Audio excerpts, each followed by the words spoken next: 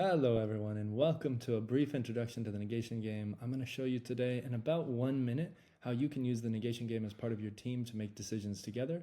The negation game is a really powerful tool for running much more effective meetings, especially when you need to make design decisions or important decisions that you can't go back on. There's a concept in decision making. I think it comes from, it's attributed to Jeff Bezos at Amazon. He talks about type 1 and type 2 decisions. Type 1 decisions, they're easily reversible. So this is the decision about whether or not you're going to style your product green. That's pretty easily reversible. You can just decide to change the color later on. But something like how are you going to brand yourself? What are you going to call yourself? Where are you going to set up your headquarters? Who are you going to hire? All of these are type 2 decisions, decisions that once you've done them, they're hard to reverse. And for type 2 decisions, it's really useful to build up a collective understanding of what all the trade-offs are, of the different options that are ahead of you. And so that's exactly what the negation game is for. It's a tool for better reasoning. And I'm going to show you how you can use it here. Let's do an example. The question we'll ask is, where should we move our headquarters to? And we have a couple of, the first thing that we can do in the negation game is we can create options. So this could be New York City. And maybe this one is San Francisco. And let's add a third one. To add a third one, I can either hit the add option button, or I can hold the option button on my keyboard and drag. It'll make a new one for me. The last one we will consider is Dallas. Okay, and for simplicity's sake here, we'll also assume that all of these, we can't do them at the same time. I'm going to get rid of those. So for that, I'm going to hit this connect button. I'm going to connect them to one another, and I'm going to mark them as negating one another, right? So we have to choose whether we're going to be in Dallas, San Francisco, or New York City. Let me just go and link all of these up together, okay? I'm even going to mark them as strongly conflicting, right? So if we do one, then you can't do the other one, right? So there's our setup for our decision problem. And now we can begin to evaluate the merits and the demerits of each of these. So let's say Dallas, strong tech worker scene. Actually, this would be better if it was Austin. Let's do Austin. This is a supporting argument, but actually this is true of all of these. So I guess we can connect all of these up. It's not going to make a big difference now that we've connected all of them up.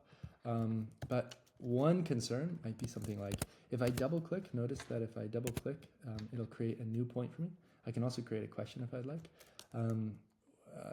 This is high taxes.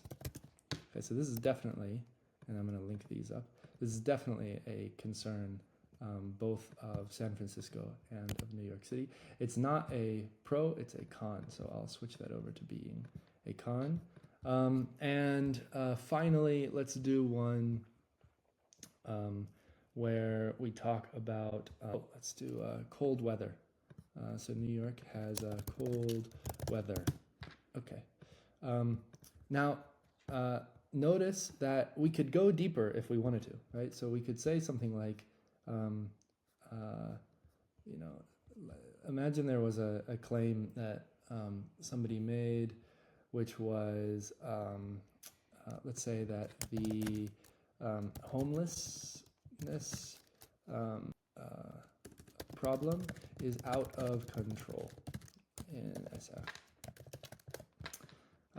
So this one is, maybe this is something that, maybe it's a big deal if it's true, but it's something that we'd want to dispute. Maybe somebody wants to say, actually, recently it's become much less of an issue.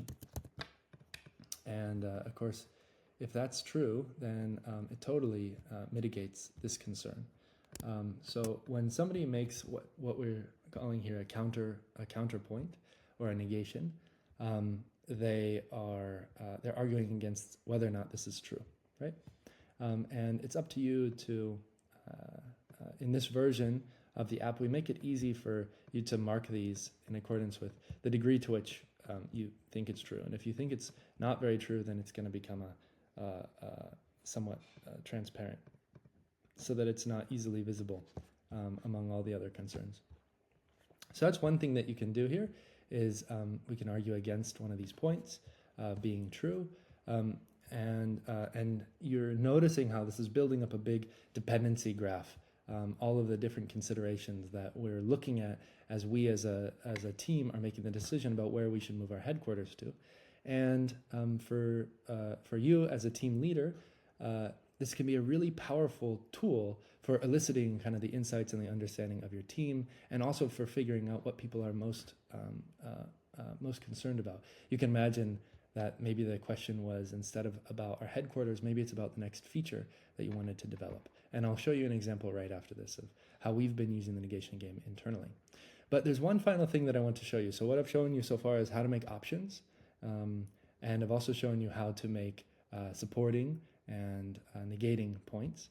The final thing I want to show you is how to make a mitigation.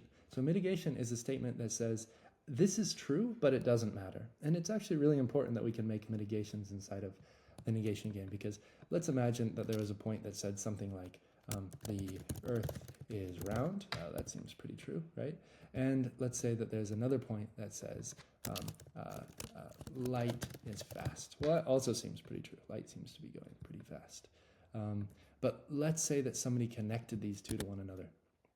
Well, if they're connected to one another, then this is an argument against this one, and this is an argument against that one. But that doesn't seem right? Because there's nothing about the Earth's shape that has to do with the speed of light. And so we can actually make a mitigating point here. We do that by hovering over the edge. We make a mitigating point. We can say exactly that. The shape of the Earth has nothing to do with the speed of light. So this is an important feature of the negation game, is it's not just that we're making pros and cons, we can also make arguments against the relevance of these edges, right? And in this case, maybe what that would look like is someone might say, yeah, it has cold weather, but I like cold weather, right? And if we like cold weather, then New York having cold weather is not a problem. Maybe it's even a plus. Okay, so this is your brief introduction to the negation game headquarters, and you can actually just copy this link and you can share it with anyone on your team, and immediately they can start contributing to this negation game board. And I just want to show you briefly how we are using the negation game internally. It's one of the tools that we use in order to prioritize the features that we want to build. And look at this big, beautiful graph of all of the different features that we're trying to prioritize about what we want to build first. And you can see all the different considerations that we have associated with them. In particular, recently, I just want to show you one little part of this. Recently, we were trying to make a choice between 3 different features that we have been considering about what's the next thing for us to focus on as we're developing the negation game. And there was this line of argument that was really important here, which was we were going to make a particular feature, and we made an argument against the importance of that feature, right? So a mitigation, that's what the orange arrows are. And after a long series of back and forth, we found that there is a hidden assumption that if we could address this hidden assumption, then we would feel really confident in going forward with this particular feature. The hidden assumption was that it wasn't going to be possible for people to discover, for users to discover the new feature that we were working on developing under the existing design. And if we could find a different design that made it easier to discover this feature, then actually we would want to move forward. Then kind of like all of these concerns would go away. We would want to move forward with implementing this feature called Cruxes. And so without the negation game, we wouldn't have found that was the hidden assumption. It was really necessary for us to go step by step down the line of reasoning until we kind of hit what felt like the bottom, and then work our way up from there. Okay, so this is the negation game. You can access it at sync.negationgame.com, and we are so excited to see the kinds of decisions that you improve as a result of using it. Thank you. Bye.